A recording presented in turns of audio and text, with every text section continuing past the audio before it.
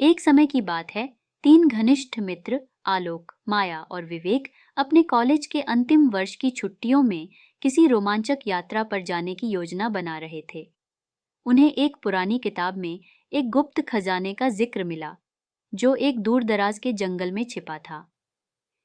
खजाने के बारे में कहा जाता था कि वह एक पुराने राजा का था, जो सदियों से किसी को नहीं मिला था। किताब में खजाने की जगह तक पहुंचने का रास्ता भी दिया गया था, लेकिन वह रास्ता बहुत ही कठिन और खतरों से भरा था। आलोक ने उत्साहित होकर कहा, मुझे लगता है कि हमें इस खजाने को ढूंढना चाहिए। यह हमारी जिंदगी का सबसे बड़ा रोमांच होगा। माया ने थोड़ा सोचकर कहा, यह खतरनाक हो सकता है।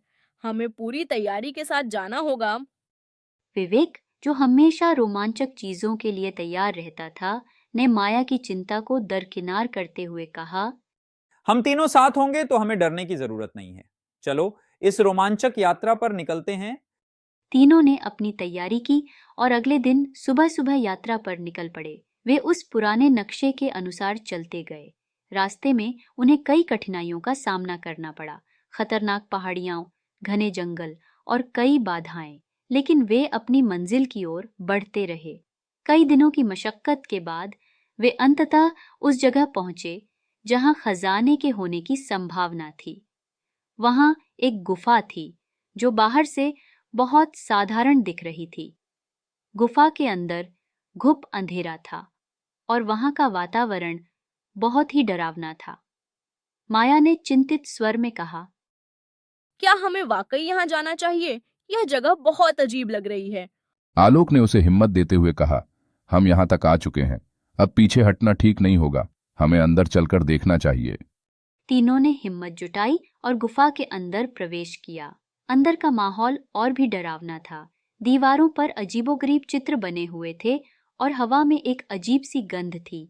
उन्होंने एक लंबी सुरंग पार की, जो अंततः एक बड़े हॉल में जाकर खत्म हुई। हॉल के बीचों बीच एक बड़ा सा ताज और ढेर सारे सोने और आभूषणों का अंबार रखा था। तीनों की आंखें चमक उठीं। विवेक ने तुरंत कहा, हमने इसे ढूंढ लिया, यह हमारा है।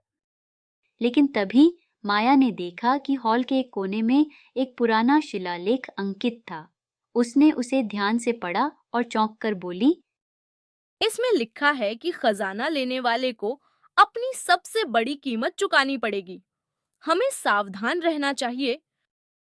विवेक, जो अब पूरी तरह से लालच में आ चुका था, ने माया की बात को नजरअंदाज करते हुए कहा, यह सिर्फ डराने के लिए लिखा होगा, हमें इसका फायदा उठाना चाहिए। आलोक ने भी थोड़ी देर सोचा, लेकिन उसने माया की बात का समर्थन किया। माया सही कह रही है। हमें पहले यह समझना होगा कि यह शिलालेख क्या कहता है। हो सकता है कि इसमें कोई जाल हो।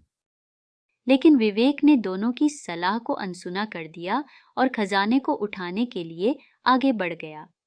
जैसे ही उसने ताज को छुआ, हॉल की दीवारें हिलने लगीं और एक गहरा दरार पैदा हो गया।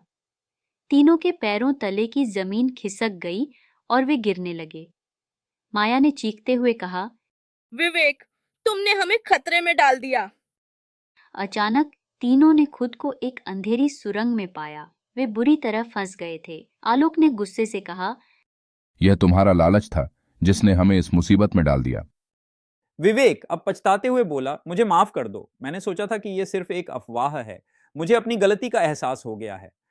माया ने धैर्य से कहा, अब हमें मिलकर इस समस्या से बाहर निकलने का रास्ता ढूंढना होगा।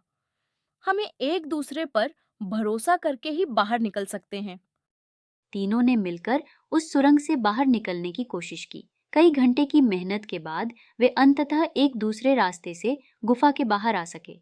इस घटना ने उन्हें सिखाया कि लालच और जल्दबाजी हमेशा मुसीबत का कारण बनते हैं। वे खाली हाथ लौटे, लेकिन उनके पास अब एक महत्वपूर्ण सबक था। दोस्ती, विश्वास और धैर्य ही सच्ची दौलत है। इस यात्रा के बाद तीनों दोस्त पहले से भी ज्यादा घनिष्ठ हो गए और उन्होंने तय किया कि वे कभी भी लालच के जाल में नहीं फंसेंगे। उनकी दोस्ती की परीक्षा भले ही कठिन थी, लेकिन उन्होंने उसे सफलतापूर्वक पार कर लिया।